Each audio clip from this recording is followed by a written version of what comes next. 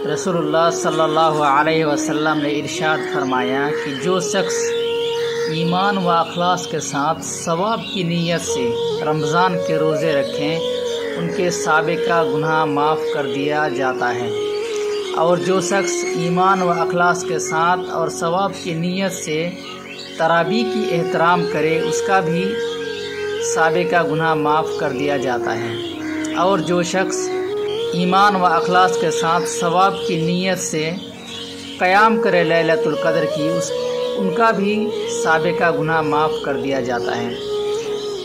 यानी तीनों में ईमान व अखलास बताया है। तो कोई भी काम करने से पहले आपको ईमान लाना ज़रूरी है। काम में अगर कोई भी काम का हुक्म दिया गया है, अगर इस्लाम के कायदे में आप रहना चाहते हैं, इस्लाम के कानून को आप अगर मानना चाहते हैं, इस्लाम के अंदर जो हुक्म दिया गया है अच्छे कामों का उनको अगर आप मानना चाहते हैं, उनके मुताबिक अगर आप चलना चाहते हैं, तो सबसे पहले आपको अल्लाह पर और उसके रसूल पर ईमान लाना होगा। तो ईमान सबसे ज़्यादा ज़रूरी है।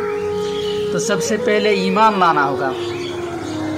ईमान के साथ साथ ही आपको ये नीयत भी खुलूस करना होगा कि जो भी मैं रोज़ा रख रहा हूँ, क़याम कर रहा हूँ या तरावी पढ़ रहा हूँ, तो ये सिर्फ़ अल्लाह को राज़ी खुशी करने के लिए कर रहा हूँ। अगर ये आपकी नीयत में खुलूस से आई है, आपकी नीयत में ये नहीं है कि किसी इंसान को दिखाने के लिए कर रहा हूँ या किसी इंसान को खुश करने के लिए कर रहा हूँ, या अगर मैं नमाज ना पढ़ूँ, रोज़ा ना रखूँ तो समाज मुझे क्या कहेगा, मैं गाँव का मेन आदमी हूँ, ऐसा अगर आप नहीं सोचते हैं, नीयत को खुलूस करके अगर आप तीनों में से कोई एक काम करते हैं तो आपके साबिका गुनाह माफ़ कर दिया जाता है।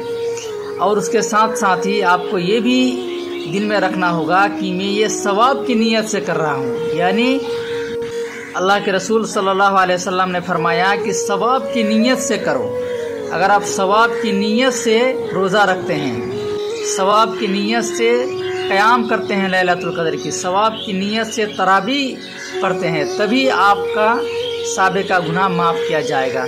तो ईमान भी ज़रूरी है और खुलूस भी ज़रूरी है और सवाब की नीयत करना भी ज़रूरी है। तीनों आपके अंदर होना ज़रूरी है। आप अगर कोई अच्छा काम करते हैं तो उसमें भी आपको ये नीयत रखना होगा कि मैं सिर्फ़ नेकी के लिए ये काम कर रहा हूँ, सवाब की नीयत के लिए, सवाब के लिए ये काम कर रहा हूँ, ये आपके दिल में रखना ज़रूरी है। तभी आपका साबिका गुनाह यानी पिछला गुनाह माफ़ होगा। साबिका मतलब होता है कि पिछला गुनाह।